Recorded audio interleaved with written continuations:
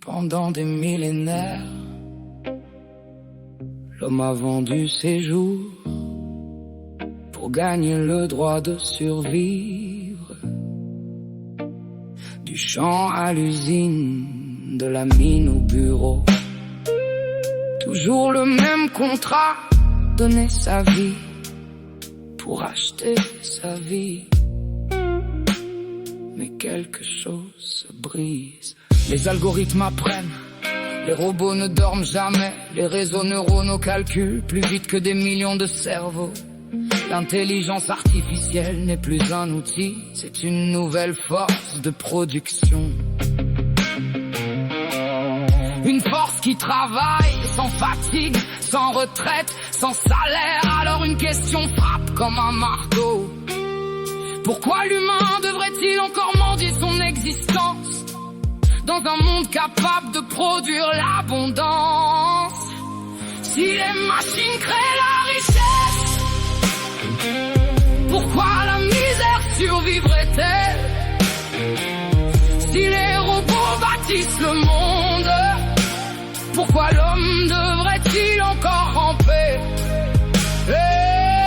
Nous ne sommes pas nés pour remplir des tableaux Excel. Nous sommes nés pour comprendre l'univers, le revenu universel. Ce n'est pas la fin du courage,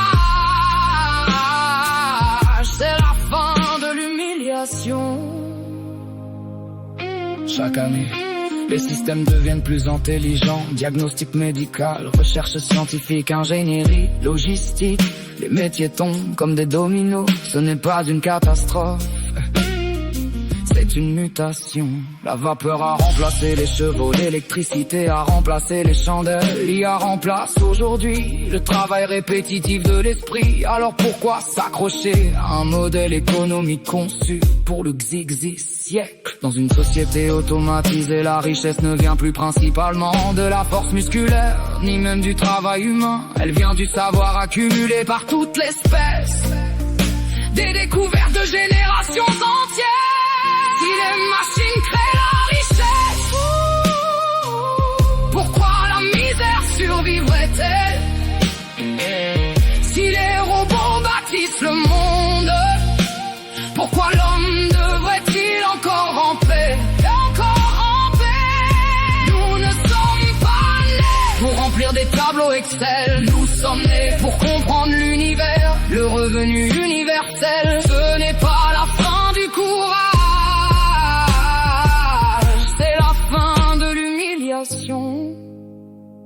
le transhumanisme refuse la résignation. Pourquoi accepter Alzheimer quand la neuroscience progresse? Pourquoi accepter la paralysie quand les neuroprothèses émergent? Pourquoi accepter le vieillissement comme une fatalité sacrée? L'homme n'a jamais accepté ses limites, il les a combattues. Le feu contre le froid, les vaccins contre les épidémies, les satellites contre la distance.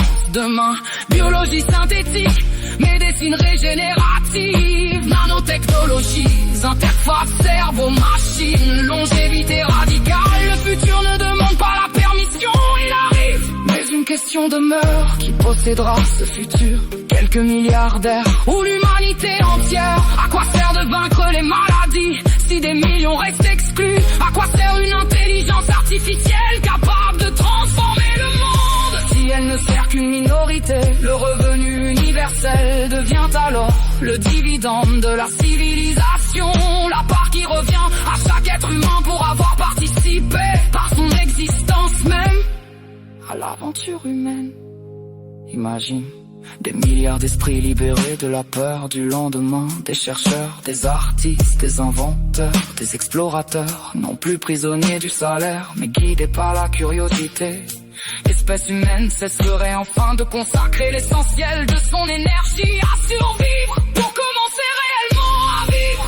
Le véritable scandale n'est pas que les machines travaillent. Le véritable scandale serait qu'elles travaillent pour tous, sans que tous en profitent. Nous ne sommes pas la main d'œuvre du passé, nous sommes les architectes du possible. Que les robots portent la charge, que l'humain produisent et que l'humanité respire. Car le progrès n'a de sens que lorsqu'il libère. Et le revenu universel n'est pas une dépense, c'est le premier salaire versé